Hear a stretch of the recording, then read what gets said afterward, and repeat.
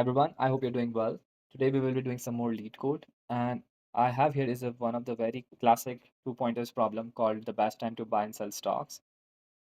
I won't be discussing the two pointers approach specifically, but if you follow along well, you will have an idea or a sense of what a two pointers approach in programming is. And if you already know about it, that's a plus. Let's get started with the problem description. We have here is you are given an array prices where prices I is the price of the given stock on the ith day. So we have this prices array in the timeline where each index represents each day and the value of that index is the stock price of on the day. For example, on the index 0, it's day 1 and the price of the stock is 7. Day 2, price 2, day 3, price 5 and so on. What we need to do is you want to maximize your profit by choosing a single day to buy one stock and choosing a different day in future to sell the stock. Return the maximum profit you can achieve from this transaction. And if you cannot achieve, return 0. Okay. So what it is saying is we can choose a day to buy stock. Let's say we're choosing day 4 here. And we can only sell the stock in the future. Since time is unidirectional if you're buying first, so we can not go back in time. We need to sell it in future. So we can only sell on this day 5, 6, 7th, or so on. Awesome. So I have this graph here to help you understand better how can we approach this problem. But before I jump on the graph, I would really like to talk about this very simple formula that we all know and read about it, which is profit. Profit basically sell price minus buy price.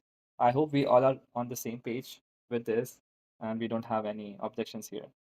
Awesome. To maximize this profit, all I can do is buy higher, my bad, sell higher or buy lower. This is the way to maximize this profit. I'm going to sell the highest possible and I'm going to buy the lowest possible. All right. So with that said, let's start. To consider all the possibilities, what I'm going to do is I'm going to buy on day 1. And since I can only sell it in future, I'm going to sell it on day 2. And I'm keeping track of these pointers.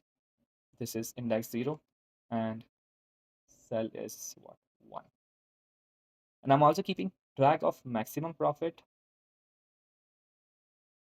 Let's call it max P, which I'll initialize it with 0 because if we cannot achieve any profit, we have to return 0. So let's initialize the maximum to 0. It makes sense. Okay. So coming back to the graph, I'm gonna see, okay, so I bought on day 1, sold on day 2. What is my profit right now? So the profit is 2 minus 7, which is minus 5. Actually, it's a loss. It's not a profit. So we do not take any losses. We only return the profit and only the maximum profit. So what we're going to do is I'm going to say, okay, now we have an opportunity to buy at the lower price. So I'm going to say that we should not buy on the day 1. We should actually buy on the day 2 because we have the lower price. So I'm going to put my buy pointer on day 2. And since we need to sell in future, so I'll try to sell it on day 3 and check if I have profit or not. So I'm going to say it's pointer 1 and it's on index 2. Okay. Okay. So now I bought on second and I'm trying to sell on third. Let's see what is my profit. My profit is 5 minus 2, which is what? 3. Okay. So I have a profit of 3, which is definitely greater than my current profit. So I'm going to cancel my current profit and update it with 3 since I have more profit. Okay. So my goal is to go higher, sell higher, right? Can I buy lower at this point? No, since the price is already high. But can I try another day? Let's do it. So now on another day, what I see is stock prices are 3 and our buy price is 2. So 3 minus 2 is what? 1. Okay. We have the profit of 1, which is lower than 3. So it's not a good time to sell. But can we buy lower here? No, we cannot because 3 is definitely greater than 2. We aim to buy lower. Okay, let's go to the next day. What is our profit here? Our profit is 6 minus 2, which is 4. Greater than 3? Yes, definitely greater than 3. I will update it. But can I buy lower on this point? No, I cannot. I'll move to another day. Okay, what is our profit here? Our profit is 4 minus 2, which is 2. Greater than max profit? No, it's not. So we will stick to 4. And I'm sorry, I'm not updating this over here and here, but I hope you understand where I'm going and I will write it and I'll try to follow along. Sorry about that.